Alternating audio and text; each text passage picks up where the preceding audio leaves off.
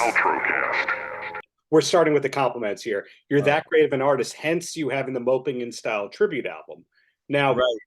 I grew up loving tribute albums because if you did not know an artist's full catalog, and then here's a bunch of awesome artists covering that, it's almost like a greatest hits with new energy in a way. So Yeah. when did Moping and Style start coming together?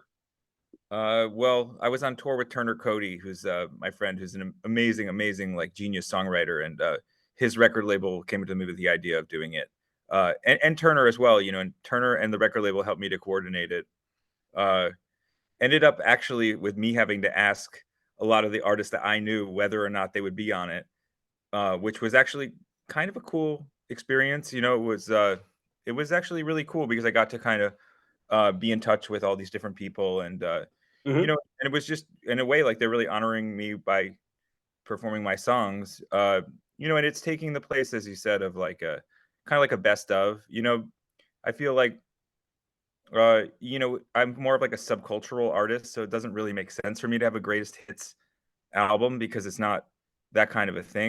Debatable. I mean, some people say greatest hits, other people say best The of. best of, yeah. Yeah. So I feel like, but in a way, yeah, certainly having like, I guess it's 25 different artists perform my songs. It presents my body of songwriting as like having a sort of a canon or something. It's the first time I feel like it's been presented that way, at least with my solo songs. Yeah, with the 25 or so artists that you have on it, was that pared down from, say, 30 or 40 artists that you're reaching out to, or did everybody deliver?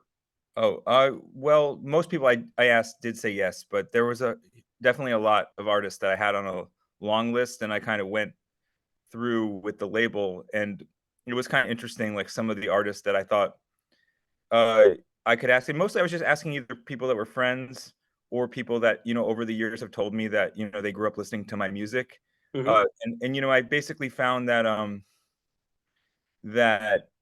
some of those people spoke to the label and some of them didn't. I mean, they're a Belgian label, so they have like a Belgian centric idea of like maybe who should be on the compilation. I mean, there could be a different alternative compilation that would be really cool too. I mean, um, but for me, the people that ended up are some of the best songwriters that are alive right now.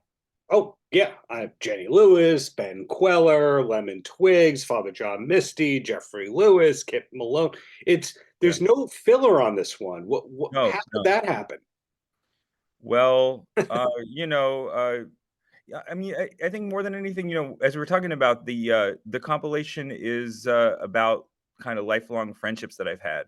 Right. For example, somebody like Kip Malone, I met him when I was 19. I was like out in San Francisco on a road trip, and somebody introduced me to Kip on the street, who actually I was staying on their floor, and they didn't want me on their floor anymore, so they kind of passed me on to Kip, and Kip was like, "Sure, yeah, you can stay on my couch."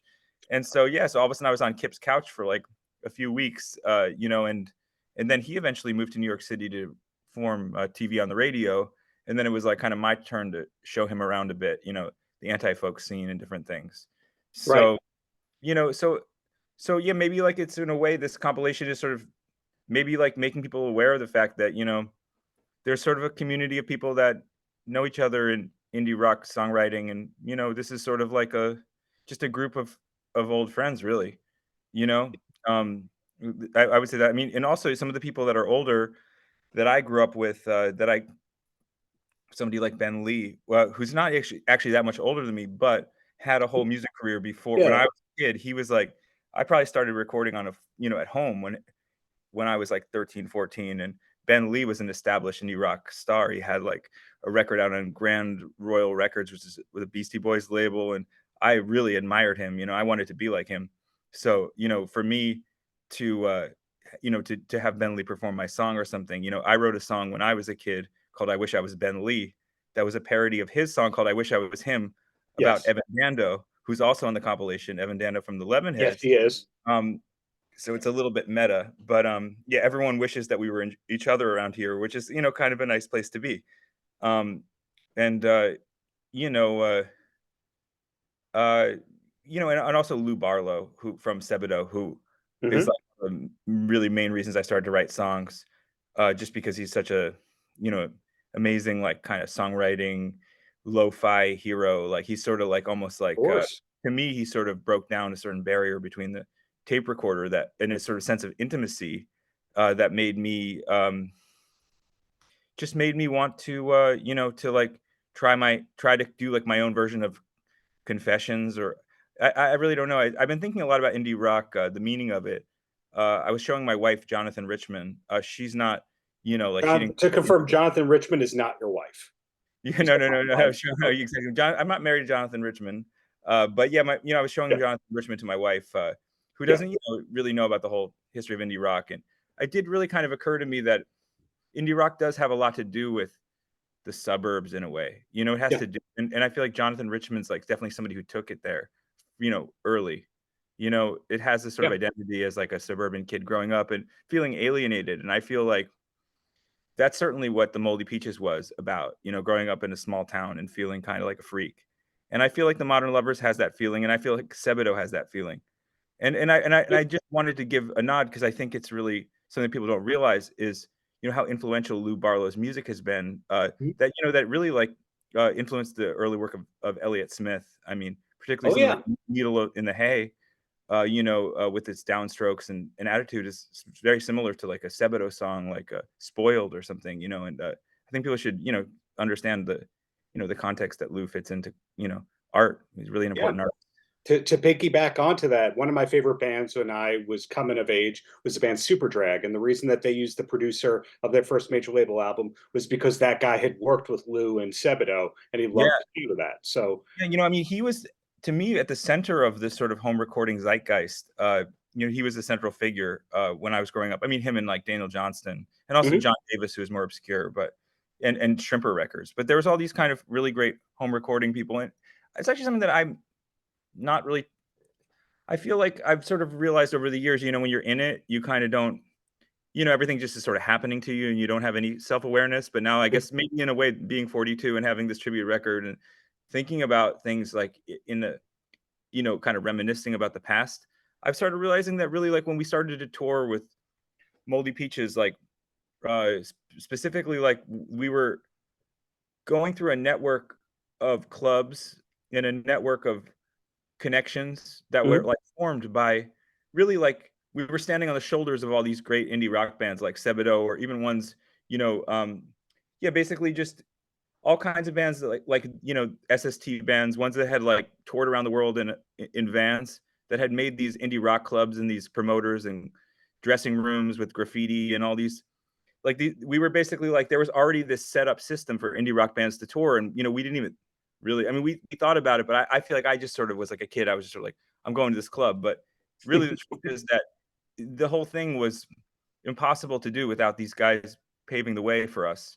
You know, um, I get it. and I think that for maybe younger kids, they'll get a record like a home recorded record by anti-folk people and think, wow, this is my introduction to home recording. This is my introduction to kind of intimate sounding, non-produced, raw songs. But Mhm. actually, we were really late to the game. We thought we were like doing a retro thing. When we were recording our record, I mean, I thought I was like copying Beck and copying Beat Happening and the Vaselines and and Sebadoh and John Davis. I didn't feel like I thought I was just doing something that had been done a million times, and I didn't even understand how it would affect people in the present day. It definitely is and has, and it's interesting to see that there was this release, Moping in Style, and then we got the re-release of the Moldy Peaches original demos and unreleased sketches, that kind of a thing. What's coming up from you next? Are we allowed to know that, or do we just have to wait and keep checking Instagram? Well, I mean, I'm probably going to sound like I'm whining, but I have a little bit of a problem where I make a lot of stuff and I don't really get to put it out as much as I'd like. So there's all these sort of backlogged things. I wrote this like kind of book that's sort of a play about perfume. I'm really interested in perfume. I collect perfume, and Hmm. I wrote a book about the meaning of perfumes and ingredients, and I want to put that out, but I can't figure it out. I might just release it myself soon because I'm sick of having. I've finished it for like over a year, I and get it. and then I have a 3-song EP that I'd like to put out that I recorded with my band, and I might put that out. I have a tour coming out in March. In Europe, I'm doing London, Paris, and Berlin, and in New York, I'm doing the Bowery Ballroom with a string section. So I might, in time for that, put out a little EP that I again has been finished for a while. I want to make it out. And I've been writing a screenplay for The Wrong Ferrari 2, which is a movie that probably no one ever felt like needs to exist. For people that don't know, I make feature films. Like I make Yes. I made a movie called Adam Green's Aladdin. Yeah. On the full movie's on YouTube. A movie called Medieval 1000 Years of Dark Ages, which is an epic poem movie, and a movie called The Wrong Ferrari, which I think recently was taken off of YouTube because it's X-rated. But I think it's like on my website you could watch it still. But yeah, so The Wrong Ferrari, which was a sort of gonzo art film that was written on ketamine back in the early 2000s. I've now just for some reason been inspired to write a sequel to it. Now as a family man, I'm married with 2 children, and I thought it would be funny to follow up on some of the ideas of the film, but from the perspective of being older. So that movie's coming out. I'm sorry, but when I say that movie's coming out, I mean it's not coming out. I don't think I'm going to get funding for it. I haven't gotten funding for the last 3 screenplays I wrote, so I've made them as graphic novels. One was called War in Paradise, which I published with Pioneer Works. Another one, Subcultural Karate Turtles, which I've been drawing with my friends Toby Goodshank and Tom Bain, Sure. as co-artists. And then so Wrong Ferrari 2, I have a feeling is destined for its life as a graphic novel rather than a film. But if anyone is watching and wants to fund The Wrong Ferrari 2, I would love to make it giant paper mache masterpiece like Aladdin. But I don't think it doesn't seem like it happens that way. But anyway, so either way, I'll put it out in some way. So those are surprises. I think the key, to rudely interrupt you here, I think the key is you're always creating, whether or not it comes out, regardless of the genre. So it seems like the 9 to 5 for you, besides being a family man, that's a good family man and all that, is Right. You just create every day. Yeah, I mean, I feel like when I drop my kids off to school, I kind of like when I turn around, immediately my brain just like enters my own private little secret garden, and I just go and like kind of create in that space and write until someone snaps me out of it. And I love that. I mean, basically, I think the central mechanism to my creativity is just writing. Writing lots of lines. It's almost like a shamanic way where I just write and write. They're just characters that talk in my head, and I just write what they say. And then, I usually figure that like one of the characters is representing like one sort of aspect of my psyche, and another one is like maybe a different piece of like my emotional terrain. And I kind of like piece them together like they're little gears in like a clock, and I kind of like have them talk to each other. And I usually assign different roles. And I think that, because I always am working on a big project, it's kind of like, it's kind of like that Beck album Sea Change or something, where like each time I go through something and there's like a sea change and there's like an emotional terrain reboot, and I'm like looking at it like, oh yeah, the reason why I wrote this carnival machine poem is because for like a year I was only thinking about carnivals and vending machines, and like now I'm There's only a vending machine's book behind you, I see. So yeah, exactly. I put vending. Oh yes, that was from my vending machines phase, and then then I'm like, okay, well now I'm thinking about Wrong Ferraris and ketamine or something, and then like the next NFTs, or then like but then for another project, my mind will just go another thing, and I'll spend like a year thinking about that or something. So and you never really know where it's going to go, but I just kind of follow it. But anyways, but I enjoy it, and this is for me, gives me joy. It's I think the central thing is that it's about really like love and really honestly just a lot of joy, and thinking about how I can arrange materials, and kind of cause them to do my bidding. It's almost like I think as a symbolist, I kind of have a bunch of symbols, and I'm kind of like, okay, I have these symbols, and I can sort of torture them or make them confess to my own feelings. I can sort of manipulate these symbols, and for me, like it's almost just like trying to get people to have the feeling that they go into another dimension. That's what I would like for basically people to experience my artwork, to be sort of unhypnotized for a moment, have me perform some emotional surgery on them. Bam. Yeah, right. Then bam, we're out. Then we're back. Hopefully, it's like a little chiropractic adjustment for your soul or something. Maybe like you get something out of it.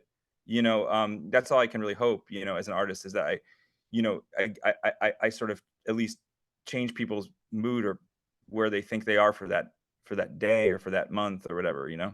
Paltrocast.